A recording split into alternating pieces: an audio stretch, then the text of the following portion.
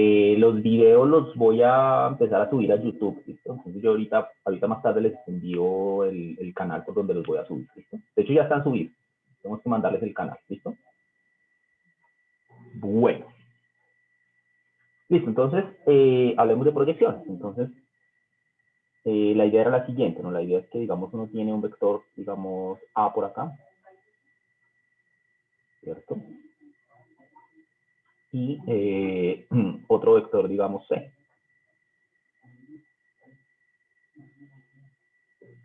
C. ¿Listo?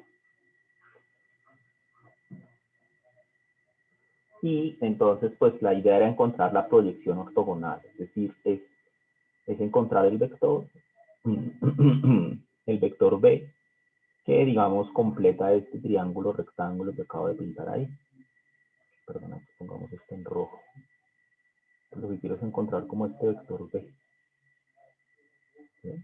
Pues B se denota, tenemos como la proyección de C sobre A. ¿Listo? La proyección de C sobre A. Bueno, entonces, pues fíjense que B va a ser un múltiplo de A, ¿no?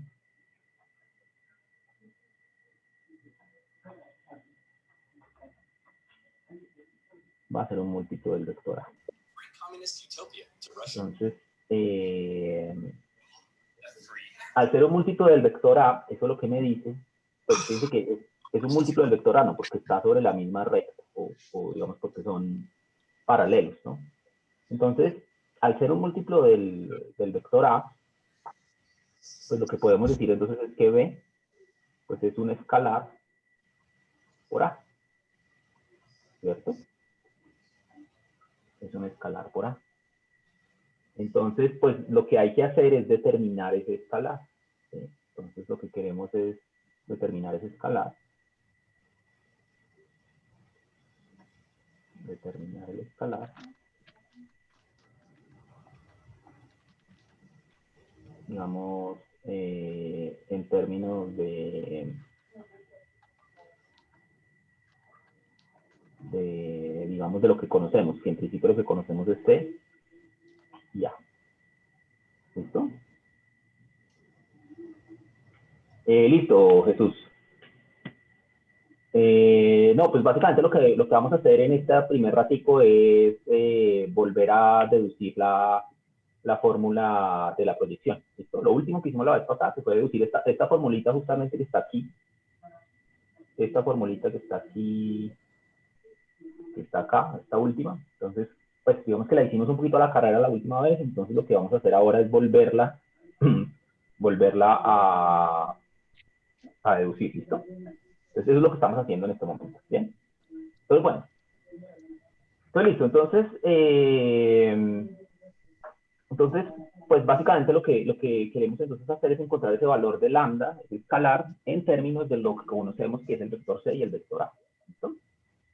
Entonces, eso es lo que vamos a hacer. ¿Listo? Entonces, bien. Bien, entonces, ¿cómo hacemos eso? Bueno, pues básicamente podemos hacerlo de la siguiente manera. Entonces recuerden que la vez pasada habíamos demostrado la desigualdad de Cauchy-Schwarz, ¿no?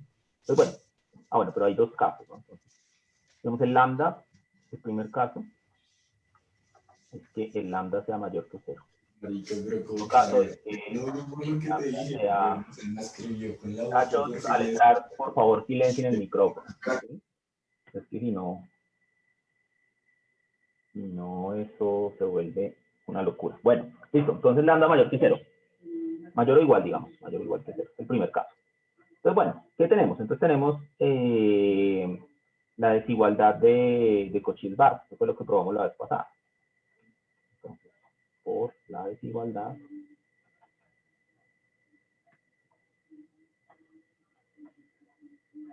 de Cauchy-Schwarz, y ahora ya se me olvidó otra vez cómo se escribe, RZ, listo. Con la desigualdad de Cauchy va... Uy, se me olvidó la W. Bueno, de ahora en adelante lo voy a decir la desigualdad de Cauchy a secas, porque si no...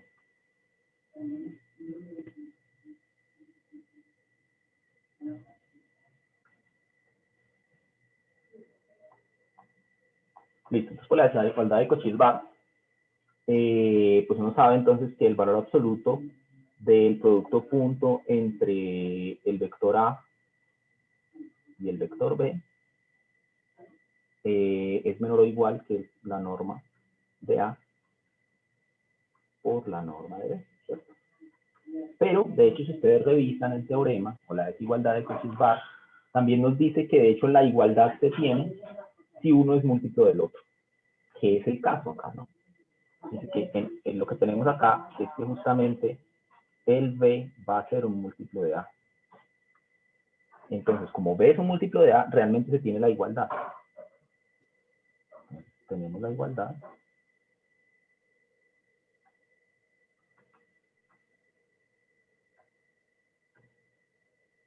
Al ser B un múltiplo de A. ¿Listo?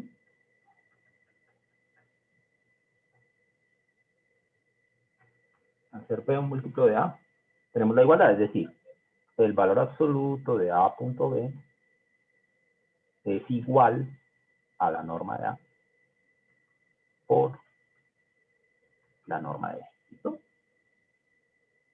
Y bueno, pues fíjense que como B es un múltiplo de A, pues yo puedo sustituir los micrófonos, muchachos, los micrófonos. Bueno, bien, entonces tenemos la igualdad, ¿no? Entonces, como B es múltiplo de A, pues lo sustituyo, ¿no? Entonces, ¿qué tengo yo? Entonces yo tengo que el valor absoluto de A punto lambda por A es igual a la norma de A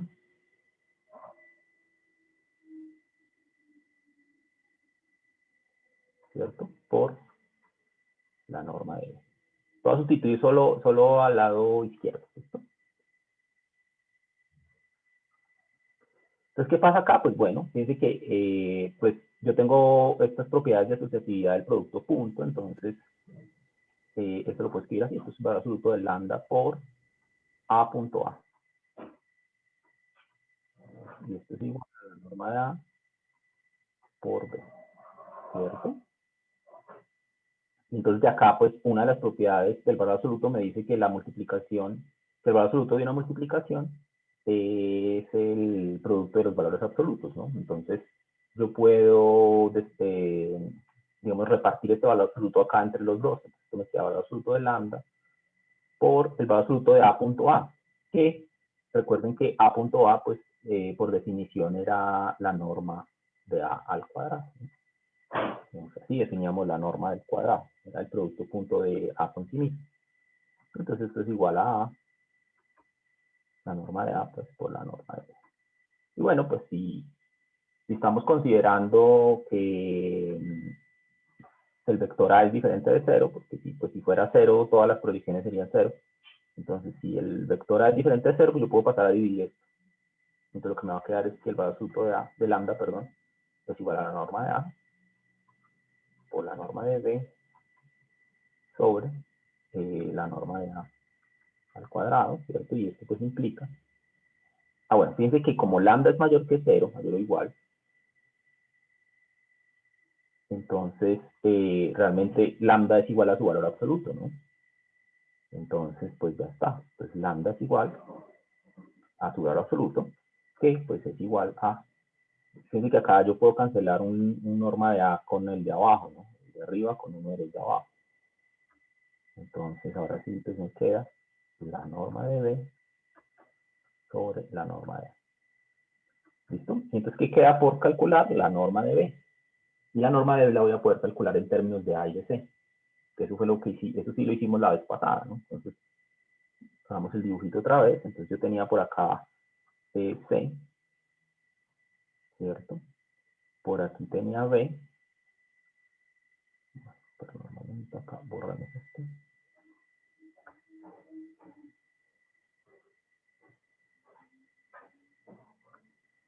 ¿cierto? Acá le tenía B. Y acá teníamos el ángulo θ, y este era el rectángulo, aquí estaba B. Entonces, esto ya lo habíamos hecho la vez pasada, ¿no? Y es calcular el coseno del ángulo en términos digamos, usando este triángulo rectángulo, ¿no? Yo podía decir que entonces el coseno de θ era igual a cateto adyacente sobre hipotenusa, y esto era pues la norma de B sobre la hipotenusa, que era la norma de C,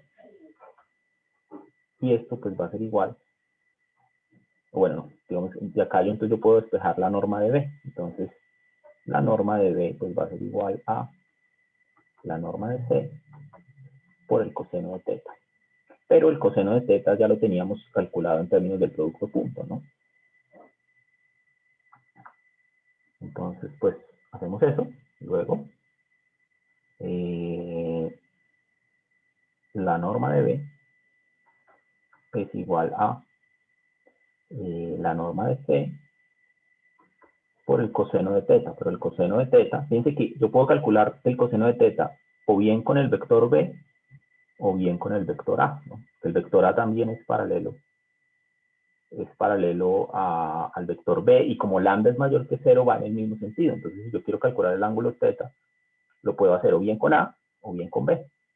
Entonces lo puedo con el vector B. Pero entonces, pues, como todo lo necesito en términos de A y de C, pues lo voy a hacer con el vector A.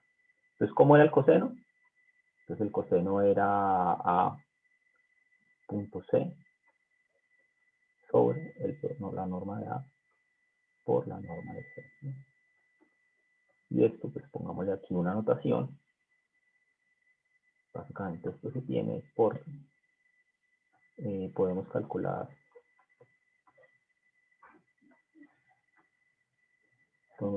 el coseno de θ con los vectores A y C. Básicamente es por eso. Y bueno, pues entonces fíjense que si C es diferente de 0, entonces si C es diferente de 0, claro, si C fuera 0, pues todas las proyecciones otra vez serían 0. Entonces, pues, supongamos que es diferente de 0, entonces si C es diferente de 0, yo puedo cancelar acá, y entonces la norma de B, entonces cancelo este C con este C, ¿cierto? Entonces la norma de B es igual a punto C sobre la norma de A. Bien, y entonces eso ya termina pues con todo lo que necesitamos, ¿no? Entonces finalmente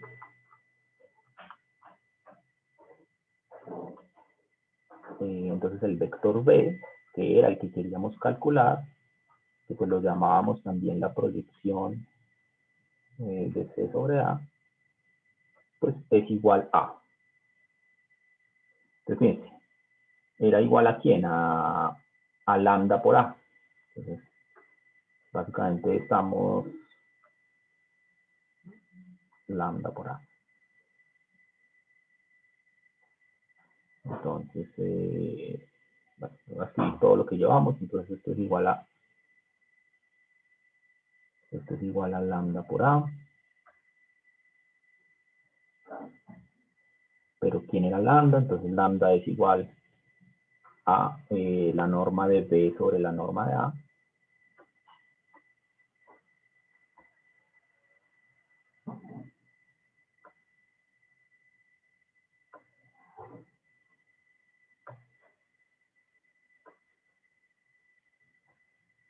Perdón, casi me quedó pegado esto.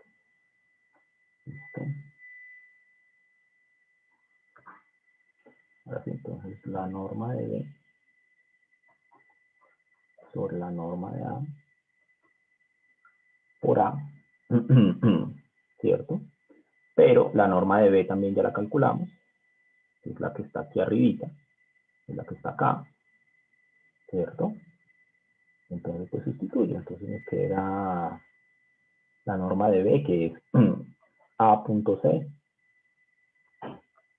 sobre la norma de A,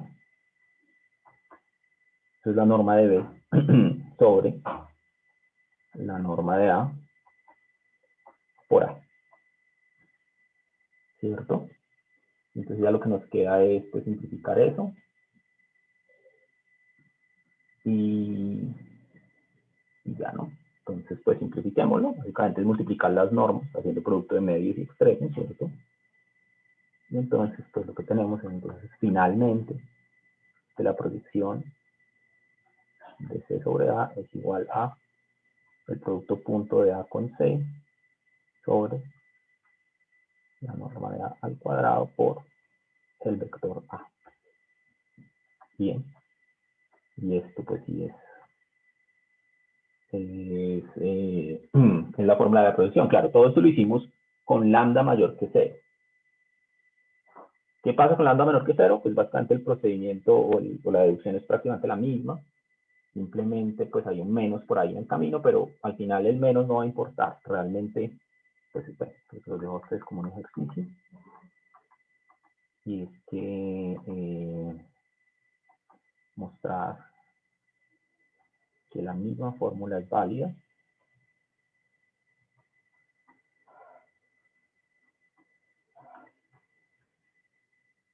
Es válida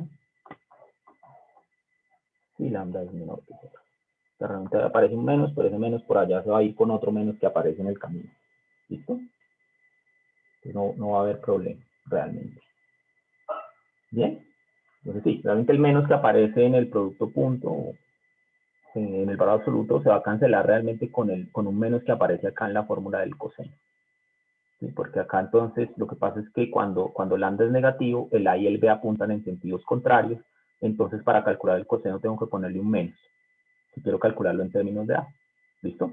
Entonces, bueno, ustedes lo revisan y me cuentan, ¿listo? Pero entonces esa es la fórmula de la proyección, ¿bien? ¿Alguna pregunta hasta acá? ¿Comentarios? No, señor. ¿No? Listo. Claro. Bueno, listo. Pero bueno, revisemos entonces algunos ejercicios de esta parte.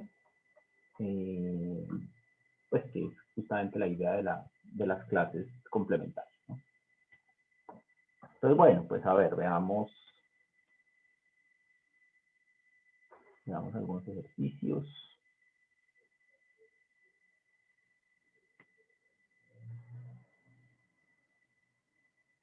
Por ejemplo, a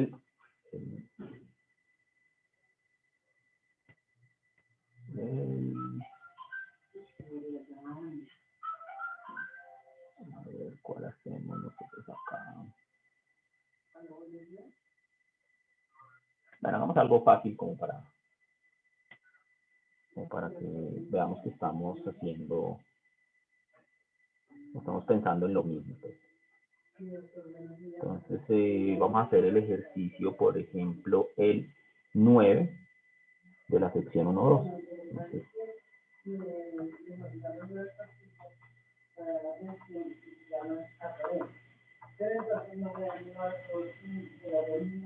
¿listo?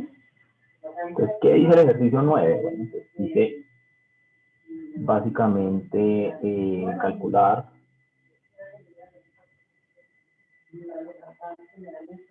la norma de U, la norma de B y el producto punto entre U y B. ¿Listo? Y donde quiénes son U y B, bueno, pues U. Para el ejercicio 9, entonces U es igual a menos I más 3J más K y el vector B es igual a menos 2I menos 3J menos 7K. Bueno, pues esto es algo muy fácil, es simplemente para verificar las fórmulas, verificar que estamos todos entendiendo lo mismo. Entonces, bueno, pues ¿qué es la norma de U? Pues fíjense que algo que habíamos dicho la vez pasada es que cuando uno tiene expresado los vectores en términos de I, J y K, cada uno de esos escalares pues me están dando las coordenadas del vector, ¿no? O sea, la coordenada en I me está dando la componente en I me está dando la coordenada en X, la componente en J me está dando la coordenada en Y, y la componente en K la coordenada en Z, ¿no? Entonces, pues, básicamente, la norma de U, entonces sería igual a la raíz cuadrada. Bueno, escribamos todos los pasitos, entonces esto se define como la raíz cuadrada del producto punto entre U consigo mismo.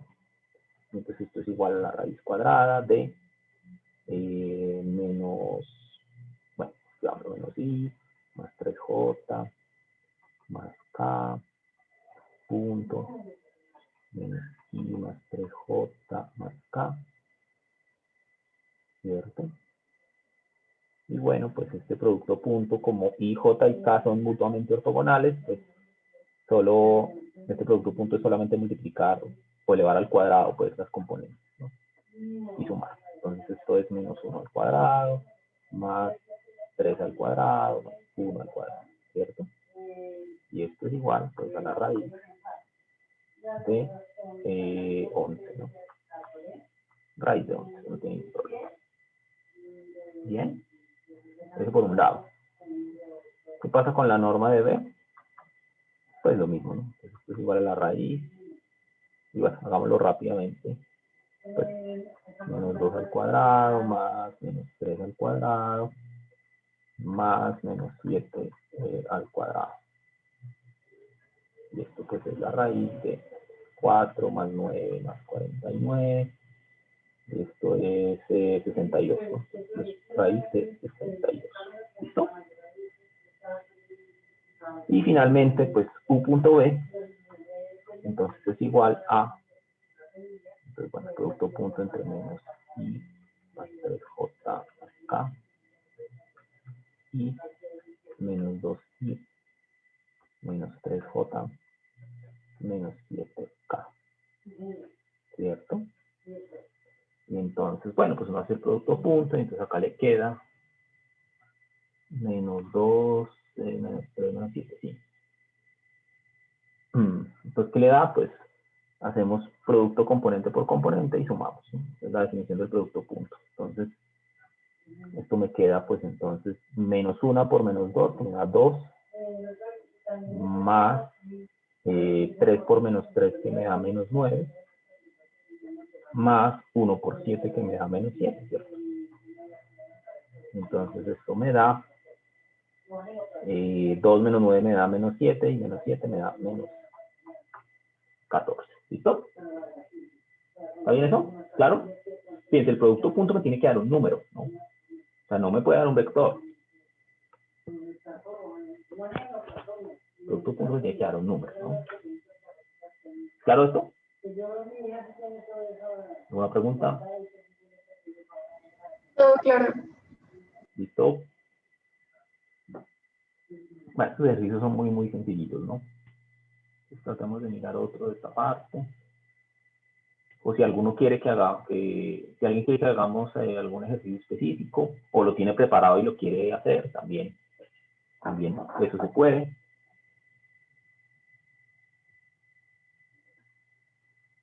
¿No? Nadie. Bueno, hagamos uno de la sección anterior. Entonces hagamos el 27 de la sección 1.1, ¿listo? ¿Hasta qué horas que vamos hoy? Hasta las 45, ¿no? Esta es la sección 1.1. Este es el ejercicio 27, digamos. Es uno también de los que está propuesto. Entonces dice, bueno, dice un aeroplano,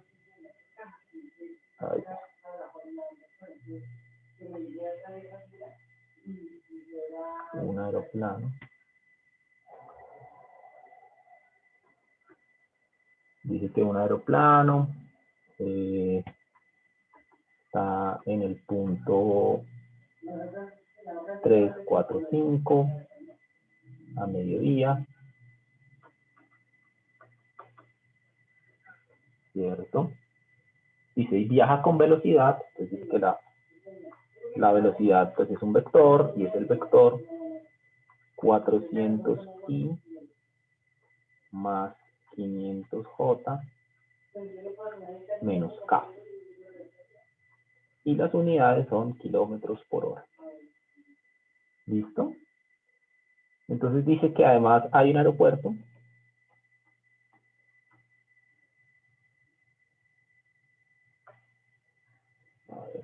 hay un aeropuerto. Hay un aeropuerto en la siguiente posición. En la posición 23, 29, 6. Entonces, bueno, pues dice que la primera pregunta es ¿a qué hora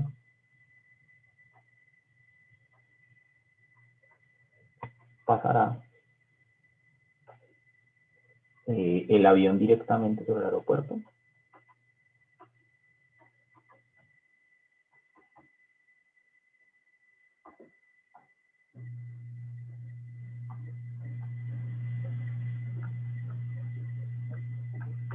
La primera pregunta y bueno, luego, bueno, ¿y a qué altura? Es la segunda pregunta.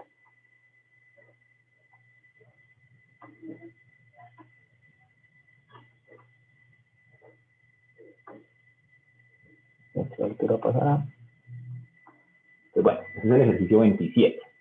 Entonces esto después debemos hacer esto usando la ecuación vectorial de la recta, ¿no? Bueno, dice que para hacer el ejercicio suponer que la Tierra es plana y que el vector K apunta hacia arriba. Pues sí, ¿no? Vamos a suponer que, digamos, donde se está moviendo el avión, pues es un plano, ¿cierto? Y pues básicamente que el K representa la altura, ¿no? Entonces, bueno, hagamos un dibujito para entender un poco más, ¿no?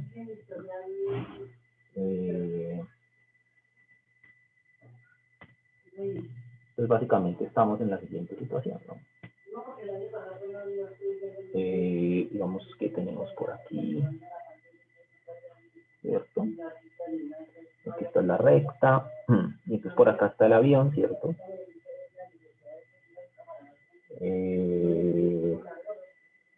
Sí, Luis Carlos, es lo que hay que hacer, pero entonces hagámoslo despacito y con buena letra, ¿listo? Entonces digamos que por aquí va el avión, ¿no? Entonces el avión sigue una trayectoria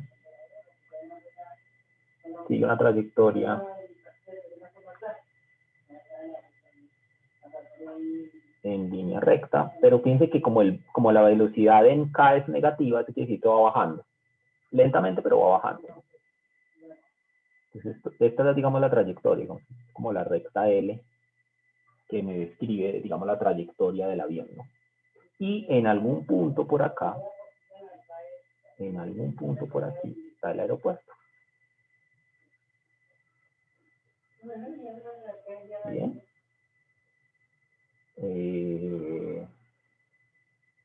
Entonces, lo que nos pide el ejercicio es justamente buscar el punto en donde pasa justo por encima del aeropuerto. O sea, justamente es, digamos, el punto donde las dos primeras coordenadas de la trayectoria coinciden con las coordenadas del aeropuerto, pero solamente las dos primeras, ¿no? Porque si yo igualara las tres, eso quiere decir que pasa exactamente por el aeropuerto, pero no es eso lo que me están pidiendo, ¿no? Lo que me están pidiendo es justamente cuando pasa por encima del aeropuerto, ¿no? Entonces, básicamente lo que quiero es encontrar este puntico azul en donde, digamos, las coordenadas son las mismas que hay en el aeropuerto, excepto por la coordenada Z, como decía Luis Carlos en el chat. Entonces, básicamente estoy buscando entonces las coordenadas de la forma 23, 29 y algún valor de Z, ¿no? Y justamente, al encontrar el valor de Z, voy a responder la segunda pregunta, ¿no? Entonces ese Z pues va a ser justamente la altura a la que pasa el avión. ¿Listo? ¿Es claro esto? ¿Es claro cómo es que se debe resolver este ejercicio? Entonces, básicamente es encontrar la ecuación vectorial de la recta que describe la trayectoria del avión. ¿Por qué no se toma el último valor? Básicamente es porque lo que me están pidiendo es cuando el avión pasa directamente por encima del aeropuerto, ¿no? Digamos esto cuando me dice pasar el avión directamente sobre el aeropuerto, es justamente que pasa, digamos, en la misma posición en X y Y pero no en Z, porque puede ser que pase, o sea, el punto es que puede que pase por encima del aeropuerto, pero arriba de él, ¿no? O sea, no, digamos, si yo igualara las tres ecuaciones o las tres componentes, estaría encontrando si el avión aterriza exactamente en el aeropuerto. ¿Sí? O sea, si pasa exactamente por el aeropuerto, pero no es eso lo que me piden, ¿no? Lo que me piden es solamente que pase por encima. ¿Listo? Entonces, por eso me fijo solamente en las dos primeras coordenadas. ¿Bien? Entonces, bueno, pues hagamos esto.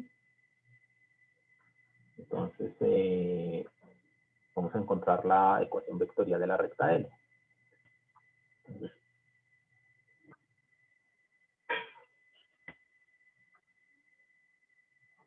bueno, encontremos la ecuación vectorial de la recta L. Entonces, pues bueno, ya tenemos un punto, que nos dice que pasa, que el avión pasa ¿por dónde es que pasa el avión? Dice que pasa por 3, 4, 5, ¿no? Entonces, el punto inicial que podemos tomar para parametrizar la recta es el punto 3, 4, 5. Y el vector dirección, pues va a ser la velocidad, ¿no? Entonces, el vector dirección va a ser justamente el vector 400, 500, menos 1. ¿Bien? Pues listo. Entonces, y Lana ya lo calculó exactamente. Entonces, la ecuación de la recta es L de t igual a x de z igual a 3, 4, 5 más t veces 400, 500, menos 1. Y entonces lo que estamos buscando es cuando esto es algo de la forma 23, 29 y algún z. El z por ahora no me va a interesar para esta primera parte. ¿Listo? Y entonces, pues eso me da lugar a dos ecuaciones, ¿no? Básicamente es 3 más 400t igual a 23 y 4 más 500t igual a 29. Entonces, la cuestión es que tengo que encontrar un t que me resuelva ambas ecuaciones al tiempo, ¿no? Si me dan dos valores diferentes de t, eso lo que me estaría diciendo es que realmente el avión nunca pasa por ese punto. ¿Bien? Tiene que haber un mismo t que solucione las dos ecuaciones, ¿no? Que el mismo t solucionar ambas. Es decir, que al resolver ambas, el mismo t tiene que solucionar ambas ecuaciones. O en otras palabras, que al resolver las dos ecuaciones me tiene que dar la misma solución en t. El mismo t debe solucionar ambas ecuaciones. ¿Listo? Si no, es porque, digamos, el avión nunca pasaría por encima del punto en cuestión. Entonces, pues resolvamos esto. Entonces, digamos, de la primera ecuación, tenemos que t es igual a 20 sobre 400, que es 1 sobre 20, ¿no? Esto es en horas, ¿no? Y de la segunda ecuación, tenemos que t es igual a 25 sobre 500, que también pues es 1 sobre 20. ¿Listo? Entonces quiere decir que sí, que el problema sí tiene solución y se obtiene, digamos, en 1 sobre 20 horas. Que en minutos, luego, 1 sobre 20 horas, que es igual a 3 minutos, creo. Sí, ¿no? Exacto, 3 minutos. 3 minutos después del mediodía.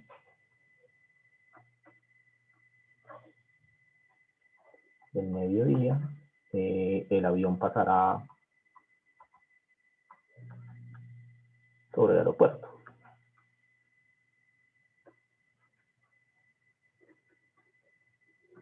¿Listo? Eso entonces da respuesta a la primera pregunta, ¿no?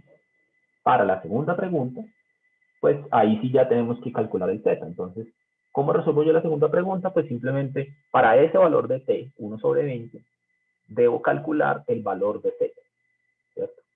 Y ese es el que me va a dar pues la altura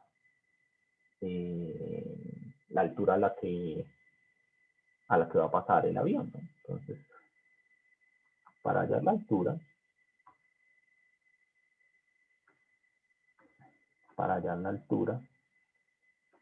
sustituimos t igual a 1 sobre 20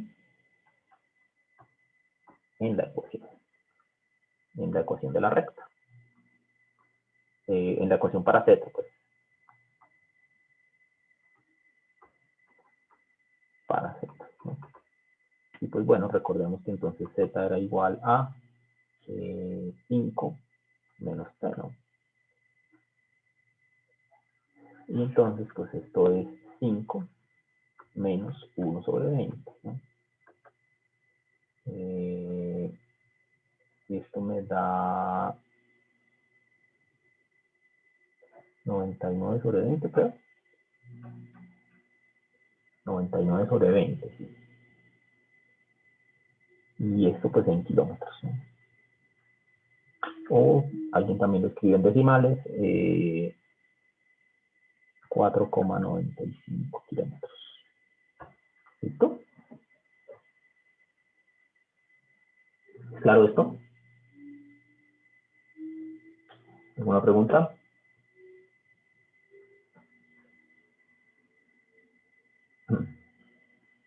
¿Cómo llegué a la ecuación de z? Listo. Entonces, la ecuación de z, fíjense que salió de la ecuación vectorial de la recta. Fíjense la ecuación vectorial. Esta es la ecuación vectorial. ¿Y esa cómo la obtuvimos? Entonces recuerden que la ecuación de una recta, digamos que pasa por un punto y tiene un vector dirección, es p veces, o sea, el punto más p veces el vector dirección. Entonces de acá fue que salió la ecuación vectorial, ¿no? De sustituir p por 3, 4, 5 y d por 400, 500 menos 1. Entonces fíjense que ya si yo escribo esto explícitamente acá, como si lo escribo por componentes, esto me da la primera componente de esta ecuación de la recta, es 3 más 400t, esa sería la coordenada en x, la coordenada en y sería 4 más 500t, y la tercera componente sería 5 menos t. Entonces esta es la componente z, de ahí es que sale la componente z. ¿Listo? Catalina me dice, profe, cuando usamos la ecuación cuando usamos la ecuación vectorial de la recta y qué aplicaciones tiene. Bueno, pues la ecuación vectorial de la recta nos sirve para describir, digamos, fenómenos en donde el movimiento o la trayectoria es una recta, es una línea recta. Siempre que la trayectoria de una partícula sea una línea recta, siempre va a poder estar descrita con esta ecuación, ¿bien? Con esta ecuación de la recta. Entonces, por eso se usa, digamos, esta ecuación, digamos, para ese tipo de situación.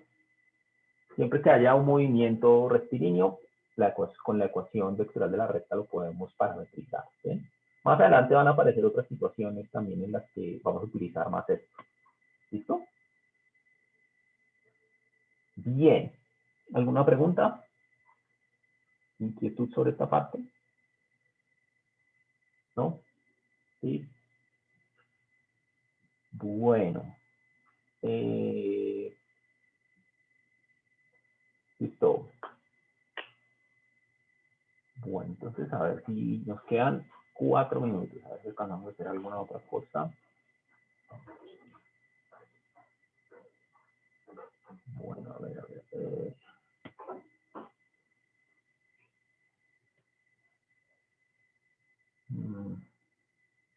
Bueno, el 21, aunque no creo que lo alcance a hacer, pero por lo menos sí de pronto plantearlo y ustedes lo terminen, ¿listo?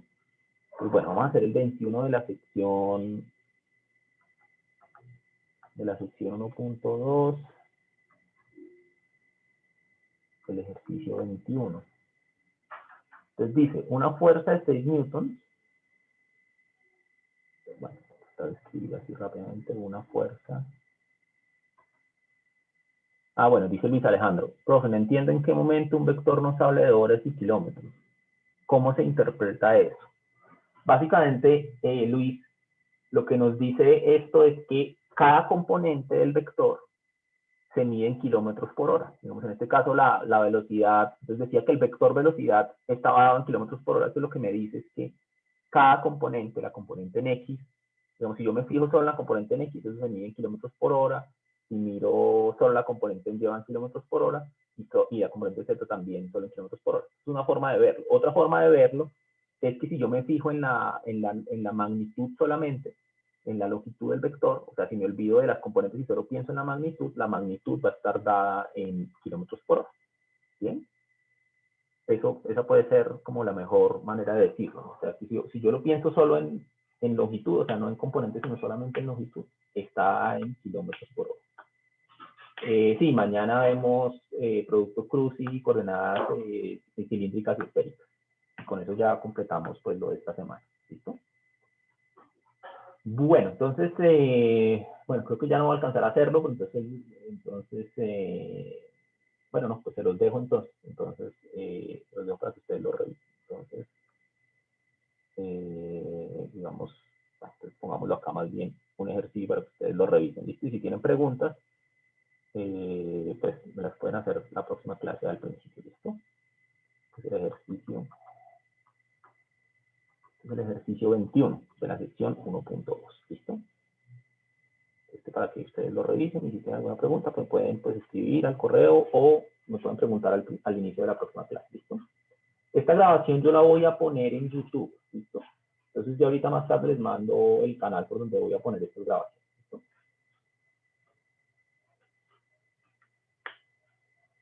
Listo, muchachos, pues si no tienen más que decir, nos vemos entonces mañana. ¿Listo? Que estén bien. Gracias, profe. Buen día.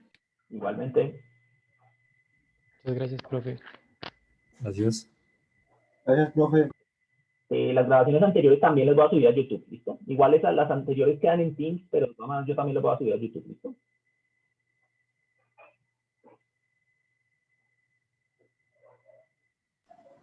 Profe, tengo una pregunta, qué pena. Dime. Es que en la primera demostración usted nos dijo que si es con el signo negativo, o sea, si lambda es menor que cero, el concepto también arroja un signo negativo porque los vectores son de signo, no, van para como puntos opuestos, pero en sí no me queda claro.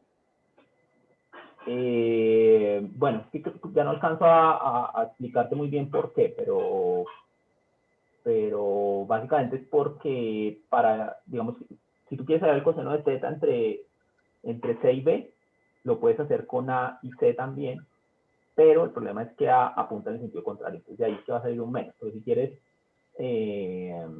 búscame en Pentágono y te lo cuento con más detalle, ¿listo? Listo, perfecto. El lunes a las 5, ¿cierto? De 4 a 5. De 4 a 5, listo. ¿Listo? Muchas gracias. Bueno, que estés bien. Listo, profe, disculpe, tengo una preguntita rápida. En Dígame. el primer ejercicio que hicimos, ¿podría mostrarme, por favor, el primer ejercicio que hicimos? En la sección Sí, claro. 1.2, el primero. El de la... Ay, se me fue. El de calcular la norma de U y B. Sí, perdón, es que esto toca despacito porque si no se me va. Listo, profe. Sí. Eso, profe, es que yo tengo una duda, vea, ahí al final usted pone esto, bueno, hace ahí la multiplicación y pone 2 más menos 9 más menos 7. Esos Sí. signos del resultado, ¿de dónde salen? O sea, siempre se pone más, porque yo veo que, por ejemplo, el 2 en el U es negativo, pero igualmente aquí lo pusimos positivo. O sea, ¿de dónde salen esos signos? Bueno, es que esto, digamos, siempre se suman, ¿no? O sea, siempre los signos en el medio son más, pero entonces, dependiendo de cómo sean las componentes, pueden salir más o negativos o positivos. Digamos, explícitamente esto es menos 1, que es el primer signo de la X, digamos, por menos 2, el signo de la X, el número de la X del primero, el número de la X del segundo, más, y ese más siempre va, 3 por menos 3, que esos son las dos componentes en Y, más, ese más siempre va, 1, que es la componente en z del primero, por menos 7, que es la componente en z del segundo. ¿Listo? Ok, listo, profe, perfecto, muchísimas gracias. ¿Listo? Ok. Listo, profe, entendido. Gracias. Gracias, chao. Hasta luego, profe. Bueno, chao muchachos, que estén bien, nos vemos mañana.